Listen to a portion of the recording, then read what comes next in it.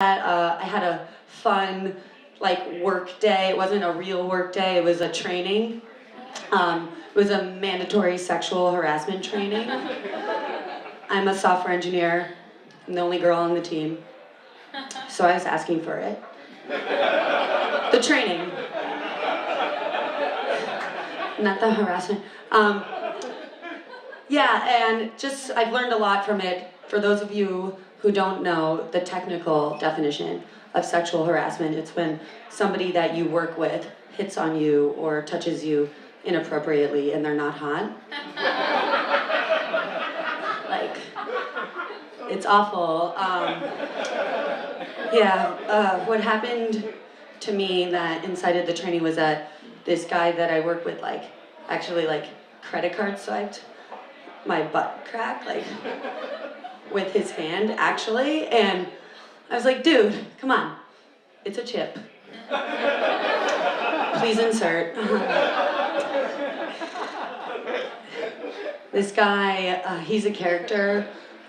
He's one of those metrosexuals. You know what I mean? He's one of those guys who's sexually attracted to the New York City subway system. You know what I mean? You know the type. He likes trains, a bunch of other boring stuff. Anyway, speaking of autism,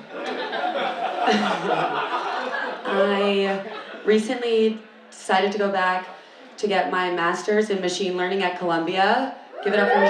Give it up. Thank you. And when I was going back, you have to get vaccines, and my mom is actually one of those crazy anti-vaxxers, and she was like, Betsy, I don't know, are you sure you want to do this program? You get the vaccines, they can contain mercury, and God forbid, that can cause autism. And I was like, Mom, it's a computer science program. Literally counting on that. I don't see how I'll get through it otherwise. So now I'm addicted to vaccines, shooting them up every day after work at the Walgreens. Sometimes I wear a little black turtleneck so they think I'm that Theranos lady, and they don't wonder why I'm always at Walgreens. It's don't worry, it's not sketchy, I'm just Elizabeth Holmes. What else is going on, guys?